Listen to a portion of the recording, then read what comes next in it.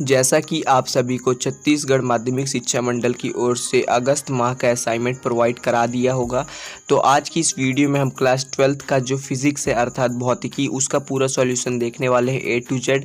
आपका एक नंबर का भी नहीं छूटेगा, ना ही गलत होने वाला है। तो आप लोग इस वीडियो को प्लीज़ लास्ट तक देखिएगा, और यदि चैनल पर नए हैं और अभी तक सब्सक्राइब नहीं किए हैं तो प्लीज़ चैनल को सब्सक्राइब कर लीजिएगा। तो यहाँ पर चलिए सीधा चलते हैं प्रश्न क्रमांक 1 में।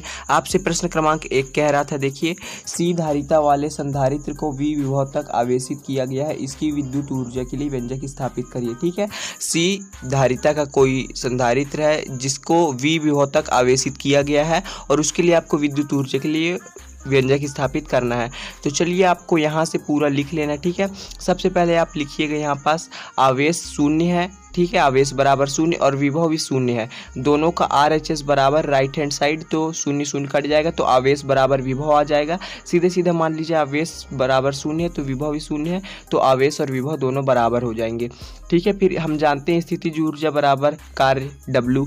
तो W बराबर यहाँ पास सूत्र कौन सा यूज़ करेंगे, देखिए, औसत विभव गुणे आवेश। औसत विभव यहाँ पास देखिए 0 + 2/2 है और यहाँ पास आवेश Q है, तो सूत्र में रख दीजिए। तो आपका ये आ जाएगा, देखिए, 1/2 QV। ठीक है, फिर आप कुछ मत करिए, हम ये जानते हैं कि देखिए यहाँ पास क्या होता है, V = Q/C होता है। ठीक है, विद्युत विभव बराबर धारिता बटे ये आवेश बटे धारिता होता है। तो आप यही वाले मान को यहाँ पास रख दीजिए। ठीक है, यही वाले मान को यहाँ पास रख दीजिए।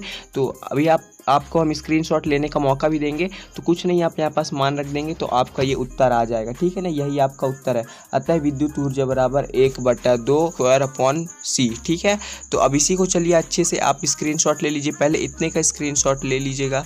ठीक है, इतने का स्क्रीनशॉट ले लिए होंगे आप, फिर इसके बाद आप इतने का ले लीजिएगा। ठीक है, इतने का ले लीजिएगा तो आपका ये पूरा हो जाएगा सवाल पहला। ठीक है, फिर अब चलते हैं, देखिए अगला सवाल क्या कह रहा है। अगला सवाल कह रहा है आपसे, देखिए, संधारित्र की धारिता किन दो बातों पर निर्भर करती है। ये प्रश्न क्रमांक 1 का ही 12 नंबर है। ठीक है, तो चलिए इसका भी देख लेते हैं कि किन दो बातों पर संधारित्र की जो धारिता है वो निर्भर करती है। तो आप सबसे पहले देखिए हेडिंग डाल लीजिएगा। ठीक है, संधारित्र की धारिता, धारिता को C से वो करते हैं, इसीलिए यहाँ पर C लिखा गया है। संधारित्र की धारिता निम्न बातों पर निर्भर करती है। ठीक है, और यहाँ पर इसको अंडरलाइन कर लीजिए क्योंकि ये हेडिंग है। फिर यहाँ पहला नंबर देखिए आप लिख लीजिएगा। ठीक है, धारिता प्लेट चालक के क्षेत्रफल पर निर्भर करता है। ठीक है, या फिर करती है। धारिता, आप प्लेट और चालक एक ही है। ठीक है ना, और कैसे निर्भर करती है कि जो धारिता होती है वो समानुपाती होती है क्षेत्रफल के। ठीक है ना, प्लेट के क्षेत्रफल के।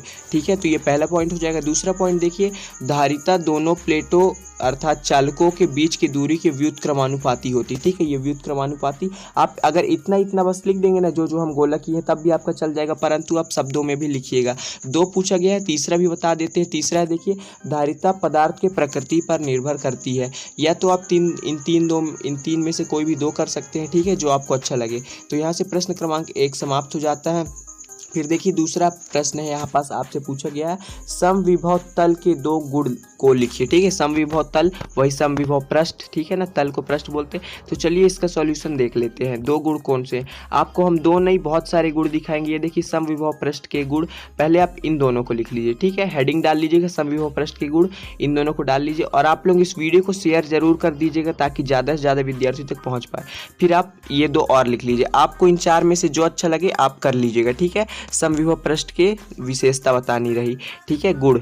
फिर अब चलते हैं अगले प्रश्न में। तो अगला प्रश्न देखिए क्या कह रहा है, देख लेते हैं। अगला प्रश्न कह रहा है आपसे, यहाँ पास आप देखिए, वैद्युत द्विध्रुव किसे कहते हैं, 2 उचित उदाहरण के द्वारा समझाइए। ठीक है, तो चलिए इसको भी देख लेते हैं कि वैद्युत द्विध्रुव क्या होता है। ठीक है, तो चलिए देख लेते हैं। यहाँ पास आपको दिख रहा होगा वैद्युत द्विध्रुव, यहाँ पास अच्छे से दिख रहा होगा। ठीक है, सबसे पहले आप वैद्युत द्विध्रुव की परिभाषा लिख लीजिएगा। पहले आप इतने का स्क्रीनशॉट ले लीजिए। ठीक है, इतने का स्क्रीनशॉट ले लीजिए, फिर वीडियो को रोक के लिख लीजिए।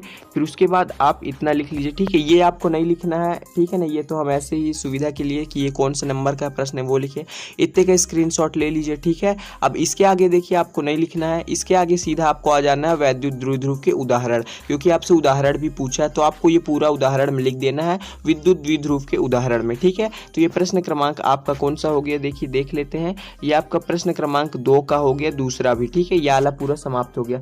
अब चलते हैं प्रश्न क्रमांक 3 की ओर। प्रश्न क्रमांक 3 क्या कह रहा है, देखिए आवेशों के अध्यारोपण के सिद्धांत का कथन लिख लिए और ये सब आपको सिद्ध करना है। ठीक है, तो चलिए इसका सीधा देख लेते हैं। प्रश्न क्रमांक 3 क्या है।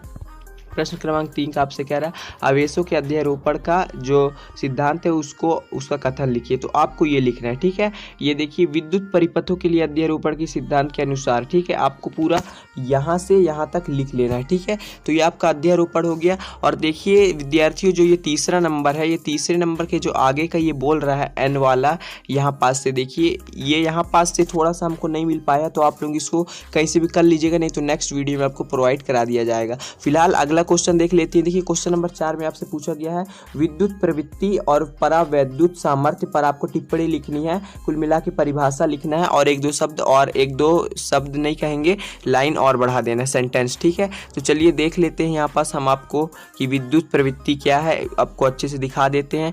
तो आपको ये विद्युत प्रवृत्ति दिख रहा होगा। ठीक है, आपको ये पूरा लिख लेना है। ठीक है, आपको ये पूरा लिख लेना है। कहाँ से चालू करना है, यहाँ पास से चालू करना है। ठीक है, विद्युत प्रवृत्ति हेडिंग डालिएगा और यहाँ से चालू करके लास्ट तक आ जाइएगा।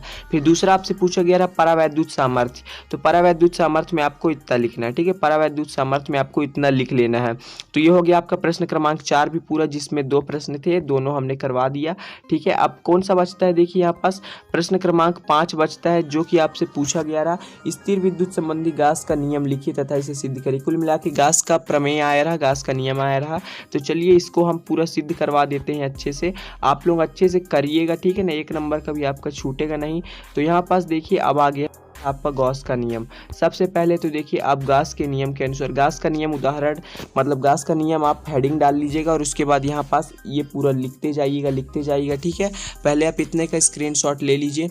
ठीक है, इतने का स्क्रीनशॉट ले लिए होंगे, इसको डिब्बा में भी डाल दीजिएगा। फिर इसके बाद यहाँ से चालू करिए, इतना और लिख लीजिए। ठीक है, इतना और लिख लेने के बाद फिर आप इतना और लिख लीजिए।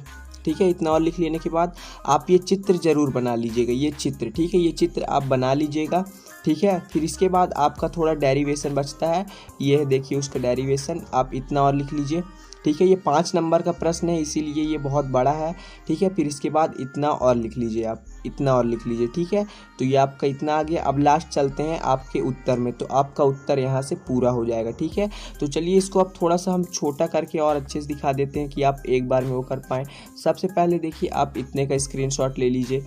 ठीक है, इतने के स्क्रीनशॉट ले लिए होंगे, फिर आप कुछ मत करिए, इतने का और ले लीजिए एक साथ। ठीक है, इतने का और ले लीजिए एक साथ। आपको दिख रहा होगा, वैसे छोटे में आपको नहीं समझ में आएगा, इसलिए हम बड़े में भी स्क्रीनशॉट लेने का मौका दिए हैं। तो देखिए इस वीडियो के माध्यम से हमने आपको पूरा सॉल्यूशन प्रोवाइड करा दिया है। तो मिलते हैं अगली वीडियो में, तब तक।